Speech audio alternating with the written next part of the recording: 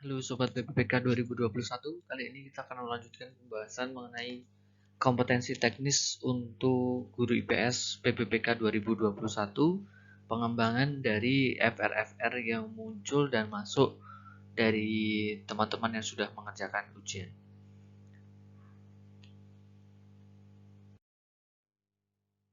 Nomor 1, Pak Tommy mempertemukan dan menjadi penengah kedua saudaranya yang sedang berselisih sejak sebulan terakhir terkait dengan harta warisan orang tua mereka. Bentuk akomodasi yang diperankan Pak Tommy adalah A. Adjudikasi, B. Koersi, C. Mediasi, D. Arbitrasi, ya, yang E. Stalemate.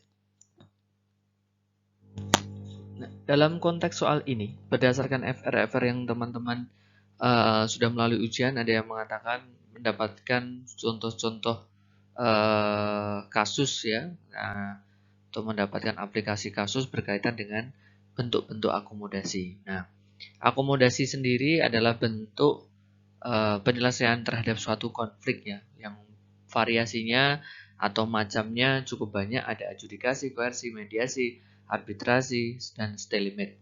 Dalam konteks ini, Pak Tommy di sini kata kuncinya adalah sebagai penengah. Berarti kalau sebagai penengah, berarti dia tidak memihak A dan B. Berarti dia sebagai mediator. Nah, bentuk akomodasi yang diperankan Pak Tommy dalam hal ini adalah apa? Berarti adalah proses untuk memediasi. Berarti jawabannya adalah C, karena peranan dia adalah mediator. Oke, kita belajar lebih lengkap lagi bentuk akomodasi. Bentuk akomodasi yang pertama ada arbitrase, adalah upaya menyelesaikan sebuah konflik dengan melibatkan pihak ketiga sebagai penengah. Jadi di posisi ini ada pihak ketiga sebagai penengah. Namun yang membedakan dengan mediasi tadi adalah keputusan yang ditetapkan sifatnya mengikat. Artinya keputusan tidak bisa diganggu-gugat lagi oleh kedua belah pihak yang berselisih. Kemudian yang kedua ada adjudikasi, yaitu adalah bentuk akomodasi yang dilakukan lewat jalur pengadilan. Yang ketiga ada toleransi, yang adalah bentuk akomodasi di mana kedua belah pihak saling menghargai dan menghormati agar terciptanya kedamaian. Jadi ada yang mendapatkan soal juga dalam bentuk toleransi ya. Toleransi berarti di situ adalah saling menghargai dan menghormati. Oke. Kemudian yang keempat ada stalemate ya. Suatu penyelesaian masalah tanpa ada sebuah kesepakatan karena kesadaran dari pihak yang berselisih yang tidak ingin adanya resiko fatal jika masalah tersebut dilanjutkan. Stalemate ya, yang pernah terjadi itu contohnya adalah pasca Perang Dunia Kedua berakhir dan sebelum negara Uni Soviet runtuh, di dunia terdapat dua negara adik kuasa, yakni Uni Soviet dan Amerika Serikat. Mereka dikenal sebagai negara superpower yang saling bersaing untuk mengungguli kekuatan masing-masing. Namun, karena kekuatan mereka seimbang, mereka justru tidak terlibat dalam perang terbuka. Nah, sehingga lebih dikenal dengan perang dingin atau Cold War. Nah, mereka dalam keadaan diam atau tidak saling bertikai karena kekuatan mereka seimbang itu juga disebut sebagai stalemate. Oke, selanjutnya yang E ada mediasi tadi. Suatu upaya penyelesaian sebuah konflik dengan menunjuk pihak ketiga sebagai penasihat atau penengah yang keputusannya nanti diberikan tidak mengikat ya, karena berdasarkan hasil mediasi atau hasil diskusi dari kedua belah pihak kemudian dilakukan sebuah kesepakatan. Nah, berbeda dengan arbitrase tadi, keputusannya bersifat mengikat. Kemudian ada koersi, adalah bentuk akomodasi yang dilakukan dengan pemaksaan fisik atau psikis dari pihak yang menduduki posisi kuat ke pihak yang menduduki posisi yang lemah. Kemudian ada kompromi, adalah bentuk akomodasi di mana masing-masing kedua belah pihak saling mengurangi tuntutan yang saling bertentangan agar terjadinya kesepakatan bersama. Kemudian ada konsiliasi, adalah bentuk akomodasi yang dilakukan dengan mempertemukan pihak yang sedang berselisih di dalam satu forum perundingan untuk mencapai kesepakatan dan perdamaian bersama. Nomor 2, Penggusuran pedagang kaki lima atau PKL oleh petugas Satpol PP di pinggiran kota besar merupakan bentuk dari integrasi, A. Ideologi, B. Koersi, C. Normatif, D. Fungsional, E. Sosial. Nah, berarti kata kunci di soal ini adalah bentuk integrasi. Nah, bentuk-bentuk integrasi itu ada apa saja? Gitu. Nah, bentuk integrasi ada 3 macam. Yang pertama adalah integrasi koersi, integrasi normatif, dan integrasi fungsional. Nah, dalam soal ini, jawaban yang sesuai karena ini bentuknya penegakan adalah koersif. Nah, kita bahas ya, apa itu koersif, normatif, dan fungsional. Bentuk-bentuk integrasi sosial yang pertama adalah integrasi normatif. Ada kata norma yang diwarnai merah ini. Terjadi karena norma-norma yang berlaku dalam masyarakat. Contohnya, penerapan Bhinneka Tunggal Ika. Kemudian ada yang kedua, integrasi fungsional. Terbentuk karena fungsi-fungsi tertentu di dalam masyarakat. Contohnya bersatu dengan melihat fungsi masing-masing untuk kepentingan bersama. Sedangkan integrasi koersif ya, itu terbentuk berdasarkan kekuasaan yang dimiliki penguasa. Contoh kasusnya ada demo yang rusuh dihentikan dengan gas air mata oleh polisi. Kemudian ada penertiban tadi pedagang kaki lima oleh Satpol PP, itu juga koersif. Berarti jawaban untuk soal tadi adalah koersif. Nomor 3, integrasi sosial adalah proses penyesuaian unsur-unsur yang berbeda dalam masyarakat sehingga menjadi satu kesatuan. Unsur-unsur yang berbeda tersebut dapat meliputi perbedaan kedudukan sosial, ras, etnik, agama, bahasa, kebiasaan, sistem nilai, dan norma. Berikut ini yang merupakan contoh integrasi koersif adalah, nah berdasarkan materi tadi tentu kita bisa menjawab ya. Berarti yang benar yang mana? A. Warga desa bergotong royong membersihkan saluran air yang kotor. B. Para demonstran merusak fasilitas umum. Nah, jadi ini ada satu tindakan anarkisme karena merusak fasilitas umum, kemudian dihalau dengan gas air mata oleh aparat kepolisian. Nah, ini dia. Ini adalah yang koersif. Berarti jawabannya adalah B. Nomor 4. Media sosial yang sering digunakan untuk mengukur, membentuk, dan mempengaruhi pendapat umum adalah A. Keluarga, B. Kelompok bermain, C. Sekolah, D. Lingkungan kerja, E. Media massa. Media sosialisasi yang sering untuk mengukur dan membentuk dan mempengaruhi pendapat sifatnya umum ya. Berarti ini sifatnya masif ya, besar ya. Berarti sifatnya terbuka, kemudian skalanya besar. Berarti ini massa ya, mempengaruhi opini publik lah. Berarti apa itu? Media massa. E. Nah, media sosialisasi kita kenal ada yang pertama keluarga, yang kedua adalah lingkungan pertemanan, yang ketiga lingkungan kerja, yang keempat lingkungan sekolah, dan yang kelima media massa. Nomor 5, lingkungan di mana seorang individu akan menjalankan peranan sesuai dengan kedudukan yang dimiliki dan kedudukan tersebut juga mempengaruhi interaksi antar individu dan lingkungan tersebut. Merupakan peran media sosialisasi. Nah, kata kuncinya di sini, dia menjalankan peranannya sesuai dengan kedudukan yang dimiliki. Berarti sesuai dengan jabatan dimiliki.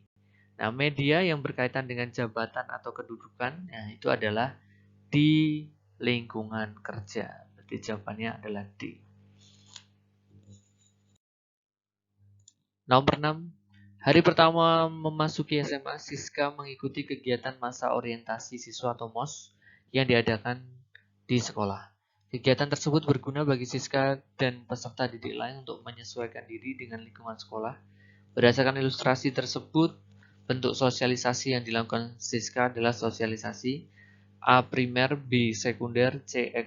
Ekualitatif, D. Partisipatoris, dan yang E tidak langsung.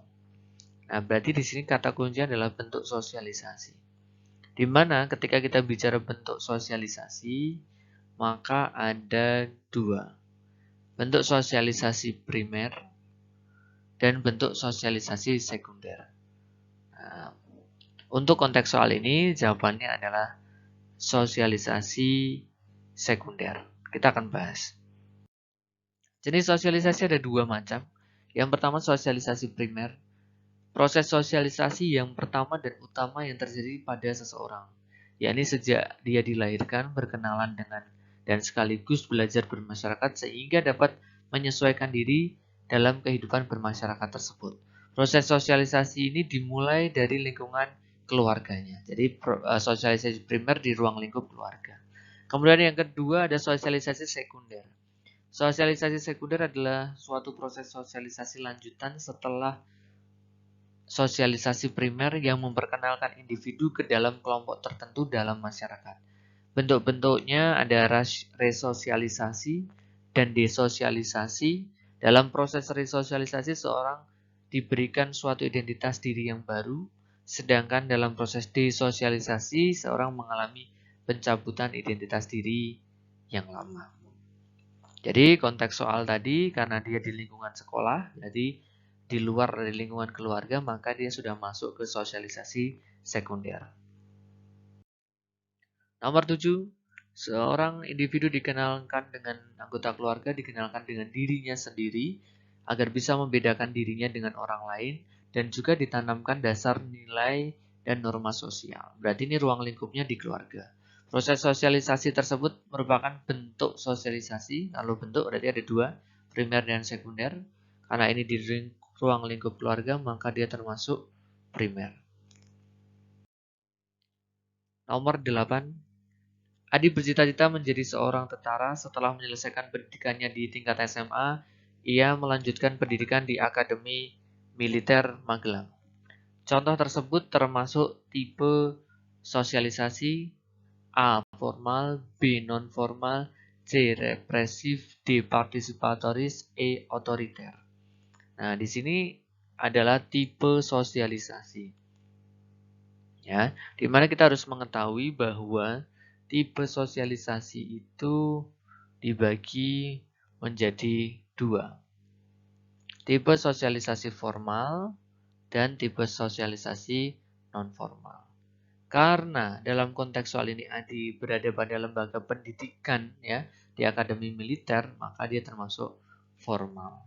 Jawabannya yang A. Kita lihat, kita bahas berkaitan dengan tipe sosialisasi. Tipe sosialisasi dibagi dua. Sosialisasi formal merupakan bentuk sosialisasi yang terjadi pada lembaga yang dibentuk oleh pemerintah dan masyarakat. Jadi bisa negeri, bisa swasta dalam konteks ini ya.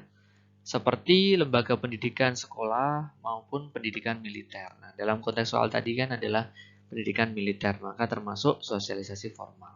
Sedangkan sosialisasi informal merupakan bentuk sosialisasi yang mengarah pada sikap kekeluargaan.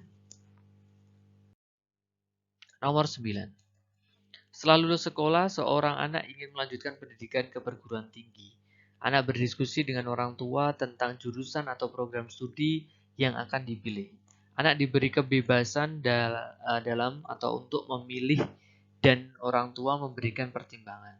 Pola sosialisasi dalam contoh tersebut adalah, nah ini berbeda lagi. Kalau tadi sudah belajar mengenai bentuk sosialisasi, kemudian ada tipe sosialisasi, sekarang kita ke pola sosialisasi. Nah, pola sosialisasi bisa kita bagi menjadi dua macam, yaitu yang pertama adalah partisipatoris dan yang kedua adalah represif.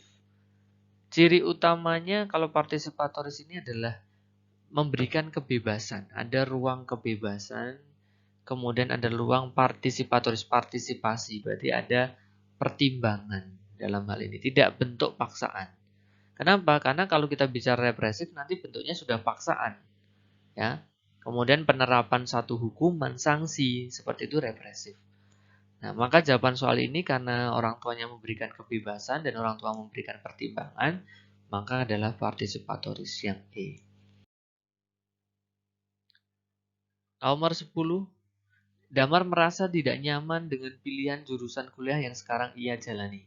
Damar masuk jurusan tersebut lebih karena paksaan. Nah, ini di garis bawah ini.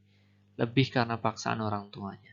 Damar sebenarnya telah memiliki pilihan sendiri yang ingin ia pilih karena ia merasa bakatnya ada di sana. Namun orang tua Damar tidak menyetujuinya. Ilustrasi tersebut menggambarkan proses sosialisasi seperti penjelasan sebelumnya, maka dia termasuk pola represif. Karena bentuknya paksaan. Nah, kita pelajari pola sosialisasi ada dua, yaitu sosialisasi represif dan partisipatoris. Sosialisasi represif menekankan pada penggunaan hukuman terhadap kesalahan. Ciri lainnya adalah penekanan pada penggunaan materi dalam hukuman dan imbalan. Penekanan pada komunikasi yang bersifat satu arah, nonverbal, dan berisi perintah. Ya, penekanan sosialisasi terletak pada orang tua dan keinginan orang tuanya. Jadi ada unsur seperti soal konteks tadi, ada paksaan dari orang tuanya karena tidak menyetujui bakat dari anaknya di jurusan yang ia pilih. Dan peran keluarga sebagai significant others. Kemudian yang kedua adalah sosialisasi partisipatoris, menerapkan pola di mana anak diberikan imbalan ketika berperilaku baik. Selain itu, hukuman dan imbalan bersifatnya simbolik. Dalam proses sosialisasi ini, anak diberi kebebasan. Nah, itu partisipatoris. Nomor 11. Pak Irman menginginkan anaknya selalu disiplin dalam hidup. Ia sering memarahi dan bahkan memukul setiap kali anaknya tidak disiplin. Nah, memarahi dan memukul apabila tidak disiplin. Pola sosialisasi tersebut bersifat, karena ini bentuknya adalah pendisiplinan ya dengan tekanan, nah maka dia termasuk represif. C.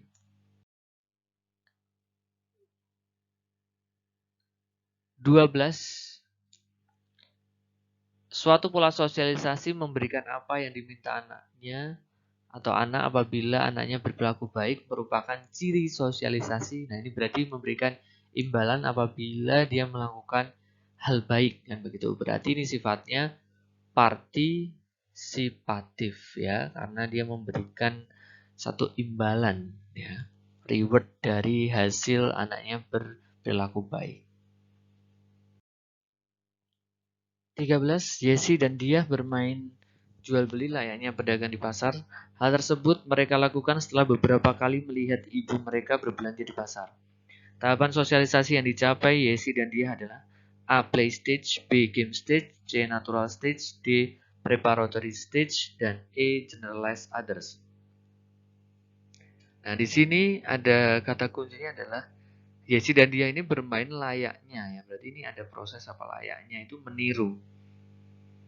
Meniru dari aktivitas ibunya ketika mereka melihat ibunya berbelanja di pasar. Nah, sehingga ini termasuk aktivitas meniru. Nah, meniru termasuk apa? Yaitu adalah play stage. Nanti kita akan pelajari lebih detail lagi di slide selanjutnya. Tahap sosialisasi ada 4 macam. Yang pertama adalah tahap persiapan atau preparatory stage. Tahap ini adalah tahap persiapan untuk mengenal dunia, biasanya pada bayi yang baru lahir. Kemudian yang kedua adalah tahap meniru atau play stage, yaitu tahap di mana seorang anak dapat meniru secara baik dan sempurna dari apa yang mereka lihat. Yang ketiga adalah tahap bertindak atau game stage, peranan dilakukan dengan penuh kesadaran.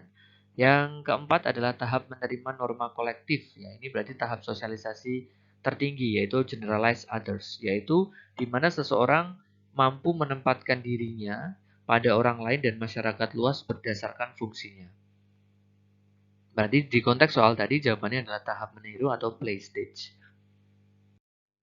Nomor 14.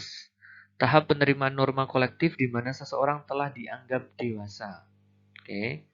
Ini tahap penerimaan kolektif. Sehingga ia sudah mampu menyesuaikan dengan lingkungan sekitarnya dengan sempurna dan bisa membedakan mana yang baik dan buruk. Ini berarti sudah ada moralitas. Tahap sosialisasi ini termasuk berarti tahap paling atas yang sudah kita pelajari bersama, yaitu generalized others atau generalized stage. Jawabannya adalah B. Nomor 15. Interaksi sosial terjalin harmonis meskipun masyarakat terdiri dari berbagai macam ras, suku, agama, dan budaya. Satu sama lain saling menghormati, menghargai, dan selalu terjadi interaksi sosial yang hangat tanpa mereka dibatasi oleh sekat-sekat perbedaan. Gambaran masyarakat tersebut menunjukkan sikap masyarakat yang A. Inklusif, B. Interaktif, C. Eksklusif, D. Persuasif, E. Kompulsif. Nah, kata kuncinya ada di sini. Interaksi sosialnya terjalin secara harmonis, ada satu proses saling menghormati, menghargai, Nah, kemudian tidak dibatasi oleh sekat-sekat perbedaan. Jadi memang mereka memiliki toleransi ya atas perbedaan-perbedaan tersebut. Nah, berarti termasuk sikap apa? Yaitu adalah sikap terbuka atau inklusif.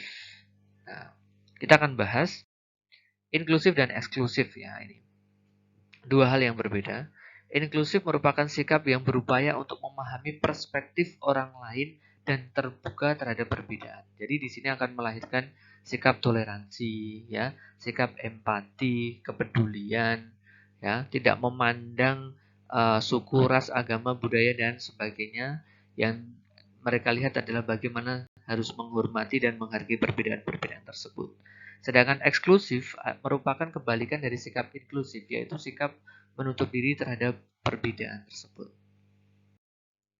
Nomor 16. Sikap seorang menerima keanekaragaman budaya, agama, etnis untuk membaur menjadi satu kesatuan dalam integrasi sosial yang positif disebut A. Sosialisasi, B. Toleransi, C. Integrasi, D. Diferensiasi, E. Asimilasi. Di sini ada kata kuncinya menerima ya. Berarti menerima dengan cara menghargai perbedaan-perbedaan. Itu disebut sebagai toleransi. Oke, demikian video pembelajaran dari Mentor PPPK 2021. Semoga bermanfaat dan untuk rekan-rekan semua pejuang ASN tahap yang kedua, semoga bisa mempersiapkan diri dengan lebih baik dan selamat bagi rekan-rekan yang sudah bisa memastikan dirinya menjadi ASN di tahap yang pertama. Semoga menjadi ASN yang amanah dan bermanfaat bagi nusa dan bangsa. Tetap semangat, ikuti video-video pembelajaran dari Mentor PPPK. Salam cerdas, sampai jumpa dan terima kasih.